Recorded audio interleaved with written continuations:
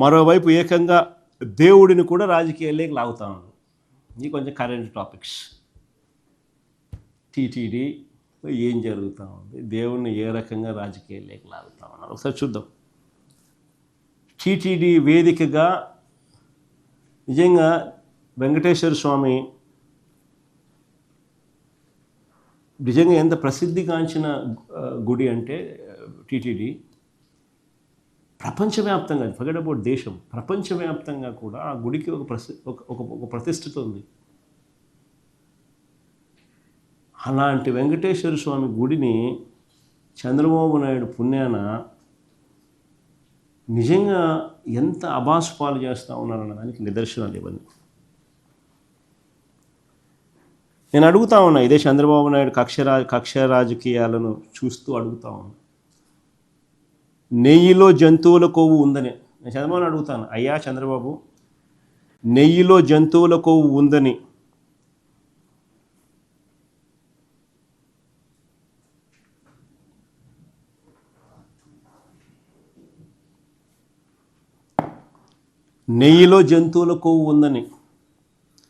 ఆ నెయ్యి లడ్డూలో కలిసిందని, ఆ లడ్డూలు భక్తులు తిన్నారంటూ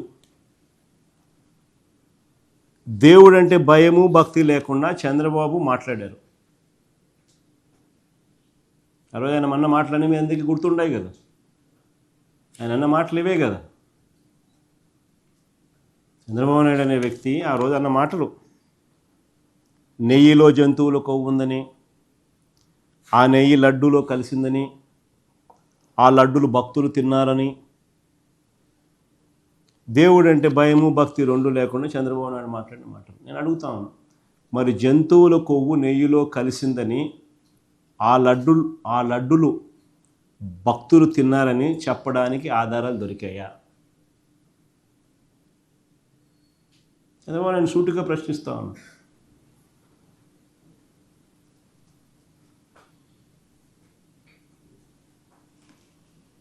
కల్తీ నెయ్యి ఆరోపణలున్న ఆ ట్యాంకర్లు, ఇవన్నీ క్వశ్చన్స్ నేను అడుగుతాను. ఆ కల్తీ నెయ్యి ఆరోపణలో ఉన్న ఆ ట్యాంకర్లు ప్రసాదం తయారీలోకి వెళ్ళాయా? దీనికి ఆధారాలు ఉన్నాయా అని అడుగుతాను.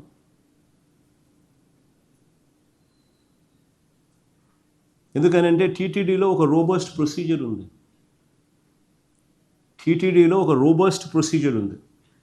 టీటీడీలోకి వచ్చే ఏ ట్యాంకర్ అయినా కూడా NABL అంటే national accreditation board for testing and calibration laboratories, NABL, టీటీడీలోకి వచ్చే ఏ ట్యాంకర్ అయినా కూడా NABL ఆథరైజ్డ్ ల్యాబ్ సర్టిఫికేట్తోనే రావాలి.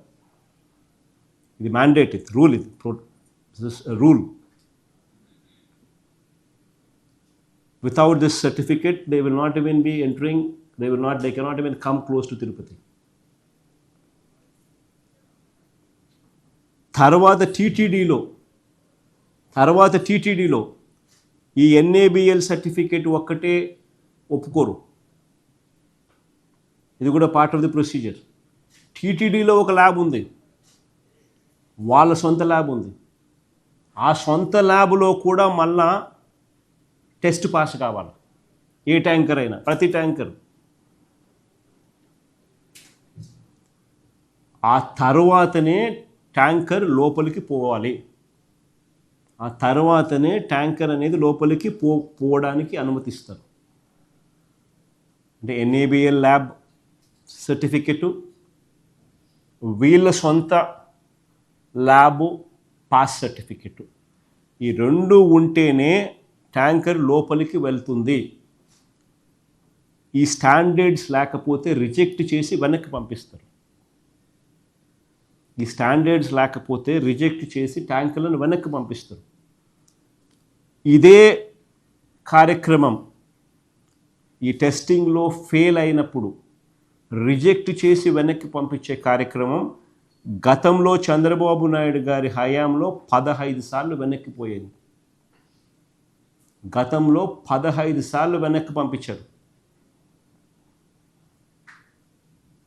ఇదే మాదిరిగా వైఎస్ఆర్సీపీ హయాంలో 18 సార్లు వెనక్కి పంపించారు. ఇది ఒక రొటీన్ ప్రొసీజర్, ఒక రోబస్ట్ ప్రొసీజర్ ఉంది అని చెప్పడానికి ఇది ఒక నిదర్శనం. వ్యవస్థ యాక్టివ్గా పనిచేస్తూ ఉంది అని చెప్పడానికి ఇవి ఎగ్జాంపుల్స్. ఇంత రోబస్ట్ ప్రోటోకాల్ ఉన్నప్పుడు తప్పు జరిగేందుకు ఆస్కారం ఎక్కడ ఉంది అని అంటా ఉన్నా. ఇదే చంద్రబాబు నాయుడు హయాంలో ఆయన ముఖ్యమంత్రి అయిన తర్వాత చంద్రబాబు నాయుడు హయాంలో టీటీడీ ఈఓ అన్న మాటలు నేను అడుగుతా ఉన్నా. ఇంకోటి, చంద్రబాబు అధికారంలోకి వచ్చిన తర్వాత ఆయన అధికారంలోకి వచ్చిన తర్వాత ఆయన హయాంలో అదే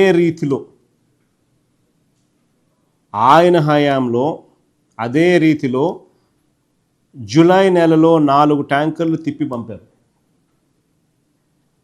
రోబస్ట్ ప్రొసీజర్ను మరొక్కసారి చూపిస్తూ, ఉన్న టీటీడీలో ఉన్న రోబస్ట్ ప్రొసీజర్ను మరొక్కసారి రిఫ్లెక్ట్ చేస్తూ చంద్రబాబు నాయుడు గారి హయాంలో కూడా అదే రీతిలో జూలై నెలలో 4 ట్యాంకర్లు తిప్పి పంపారు చంద్రబాబు నాయుడు హయాంలో. మళ్ళీ ఇది ఆశ్చర్యం, ఇక్కడ చూడండి కొంచెం. మళ్ళీ ఆ ట్యాంకర్లు ఆగస్టులో తిరిగి వచ్చాయని ఎవడు ముఖ్యమంత్రి అప్పుడు? ఆయనే కదా. ఎవరిది ప్రభుత్వం? ఆయనదే కదా. మళ్ళీ ఆ ట్యాంకర్లు ఆగస్టులో తిరిగి వచ్చాయని, లడ్డూ ప్రసాదంలో వాటిని వాడారని మొన్న రిమాండ్ రిపోర్ట్లో సిట్ రాసింది. మళ్ళీ ఎవరిని బొక్కలో వేయాలా? ఇదే కానీ నిజమైతే రిజెక్ట్ చేసిన నెల రోజుల తర్వాత ఇవి ఎలా రాగలిగాయి? అలా వచ్చిన ఆ వెహికల్స్ నిజంగా చంద్రబాబు చెప్పినట్టుగా ఒకవేళ వాడి ఉంటే అది నిజమే అయితే మరి అది చంద్రబాబు నాయుడు వైఫల్యం కాదా? ప్రస్తుత టీటీడీ చైర్మన్, ప్రస్తుత ఆ పీరియడ్లో ఉన్న టీటీడీ ఈఓ వాళ్ళిద్దరూ ఏం చేస్తూ ఉన్నారు? వాళ్ళిద్దరిని ఎందుకు అరెస్ట్ చేయలేదు? ఎవరి టైంలో జరుగుతుంది ఇది? నిజమే అయితే కలిగి చెప్పే ఇవన్నీ నేను అడిగే ప్రతి పాయింట్ లాజికల్గా నేను క్వశ్చన్స్ చేస్తా పోతా, మీరు కూడా లాజికల్గా ఆన్సర్లు వెతకండి. ఇప్పుడు ఉన్నది మరి చంద్రబాబు ప్రభుత్వం కాదా? మరి మీ హయాంలో మీ అప్పటి ఈఓ మీద, మీ అప్పటి టీటీడీ చైర్మన్ మీద ఎందుకు కేసు పెట్టలేదు? మరి ఎవరి మీద నిందలు వేస్తూ ఉన్నారు? దేవుడు అంటే భయము లేదు, భక్తి లేదు, దుర్మార్గమైన అసత్యాలు. ఇలా సిట్టు పనితీరు కూడా చెప్తా ఎలా పనిచేస్తుందని. ఎందుకంటే బేసిక్లీ ఇవన్నీ ఏంటంటే తప్పులు. ఒక మనిషిని ఇరికియాలని చెప్పి ఆరాటము, తాపత్రయంతో తప్పులు ఎలా దొరుకుతున్నాయని చూపిస్తా అనేది చెప్పడానికి ఇవన్నీ కూడా చెప్తా ఉంటా. స్వచ్ఛమైన నెయ్యి 320 రూపాయలకే మీరు ఎలా సప్లై చేయిస్తారు? 320 రూపాయలకే ఏందండి నెయ్యి సప్లై చేయిస్తారు మీరు అని చంద్రబాబు నాయుడు గారు, ఆయన పార్టీకి చెందిన నాయకులు ప్రశ్నలు వేశారు. నాణ్యమైనది కావాలంటే కిలో 3000 అవుతుంది అని ప్రకటనలు చేశారు. ఈనాడు పత్రిక, ఇలా గజెట్ పత్రిక అయితే కనీసం 1000 రూపాయలు అవుతుంది అని చెప్పి చెప్తా ఉన్నారు. 1000 నుంచి 1600 అని రాసినారు. కాగును. మరి టీటీడీలో ఇవాళ నెయ్యి ఎంత కొంటున్నారు? 3000 ఇచ్చుకుంటున్నారా? 1600 ఇచ్చుకుంటున్నారా? 1000 రూపాయలు ఇచ్చుకుంటున్నారా? పోనీ 2014 నుంచి 19 మధ్య చంద్రబాబు నాయుడు హయాంలో 5 ఏళ్ళు చంద్రబాబు నాయుడు గారు కిలో నెయ్యి 276 రూపాయలు కొన్నాడు. 276 నుంచి 313 314 రూపాయల మధ్యలో కొన్నాడు.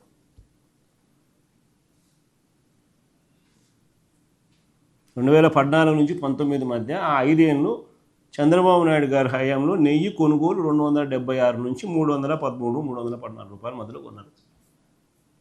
మరి ధర తక్కువ ఉంది కదా, 320 కాదు కదా, అంతకన్నా ఇంకా తక్కువ కదా, కాబట్టి అదంతా కల్తీ నెయ్యేనా అడుగుతా ఉన్నా. చంద్రబాబు నాయుడు సమాధానం చెప్పాలి కదా దీనికి. అదంతా ఇప్పుడు కల్తీ నెయ్యేనా అని అడుగుతా ఉన్నా.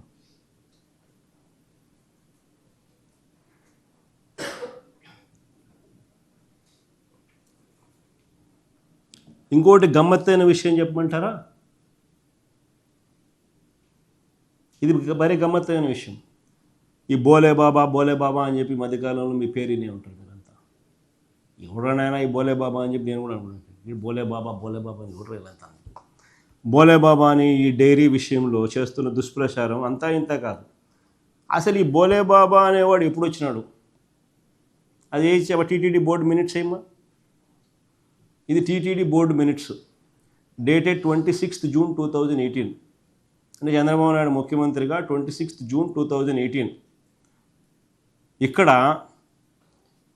As per procedure in vogue the technical team has inspected the plans MS Harsh fresh dairy products private limited Uttarakhand and MS farmgate agro milch private limited New Delhi on 27/5/2018 and 28/5/2018 respectively and submitted the reports duly stating that both the dairies MS Farmgate Agro Milch Private Limited New Delhi and MS Harsh Fresh Dairy Products Private Limited Uttarakhand were qualified technically.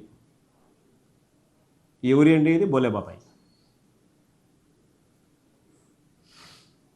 ఏ బోలే బాబా తర్వాత ఏ పేరు మార్చి బోలే బాబా ఇది name change.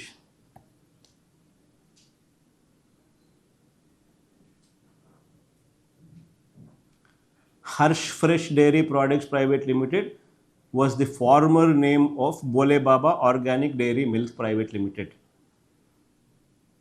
The same was deemed technically qualified to supply milk by the TTD during May 2018.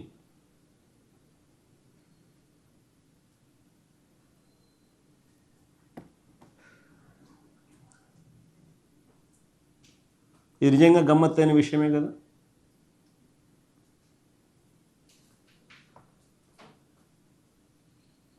సరే ముందుకు పోదాం. తిరుమలకు నెయ్యిని అనేక కంపెనీలు సప్లై చేస్తూ ఉంటాయి. మామూలుగా తిరుమల ప్రొసీజర్ ఎలాంటిది అని అంటే నెయ్యిని అనేక కంపెనీలు సప్లై చేస్తూ ఉంటాయి. సుమారుగా ప్రతి 6 నెలలకు ఒకసారి టెండర్లు పిలుస్తూ ఉంటారు. ఎవరు తక్కువ కోట్ చేస్తారో వారి దగ్గర నుంచి కొంటా అంటారు. That is generally how the procedure is. ఇంట్లో అసలు ఒక పొలిటికల్ ఇన్ఫ్లుయెన్స్ ఉండదు, ఒకటి చేసేది ఉండదు, ఒకటి పెట్టేది ఉండదు, ఇంకోటి ఉండదు. So robust tendering process, robust guide lines put in place. ఆ రోబస్ట్ గైడ్ లైన్స్ ప్రకారం ఇట్ ఈస్ టెండర్డ్. టెండర్లలో పార్టిసిపేట్ చేస్తారు. చేసిన వాళ్ళు క్వాలిఫై చేసిన వాళ్ళకి L1 ఎవడు ఉంటాడో వాడికి ఇస్తారు. అది జనరలీ జరిగే ప్రక్రియ. రాజకీయాలకు సంబంధం లేదు. అంటిన దేవుణ్ణి రాజకీయాలు చేయడానికి వీళ్ళు ప్రయత్నం చేస్తూ ఉన్న పరిస్థితుల మధ్య తప్ప. సప్లై చేసిన కంపెనీ ఏదైనా అమల్లో ఉన్న రోబస్ట్ ప్రోటోకాల్ ప్రకారం సప్లై చేసిన కంపెనీ ఏదైనా ఉండొచ్చు, కానీ అమల్లో ఉన్న ఈ రోబస్ట్ ప్రోటోకాల్ ప్రకారం టెస్టులు చేస్తారు. వాళ్ళు వచ్చేటప్పుడు NABL సర్టిఫికేట్ తీసుకొని రావాలా, లేకపోతే పర్మిట్ చేయరు. ఆ సర్టిఫికేట్ ఒకటే కాకుండా ఆ సర్టిఫికేట్తో పాటు తిరుపతిలో ఉన్న TTDలో ఉన్న ల్యాబ్లో కూడా టెస్టులు చేస్తారు. టెస్టుల్లో పాస్ అయితేనే ఆ వెహికల్స్ లోపలికి పోతాయి. This is generally the procedure. ఆ పాస్ అయితేనే లోపలికి వస్తాయి, లేదంటే రిజెక్ట్ చేస్తారు. అసలు దుష్ప్రచారం ఆపండి, నిజాలు బయటికి రావాలి అని సుప్రీంకోర్టుకు వెళ్ళింది ఎవరండి? దుష్ప్రచారాలు ఆపండి, నిజాలు బయటికి తీసుకొని రావాలి, దుష్ప్రచారాలు ఆపండి, నిజాలు బయటికి తీసుకొని రండి అని చెప్పి సుప్రీంకోర్టుకు పోయింది ఎవరు? వైవి సుబ్బారెడ్డి.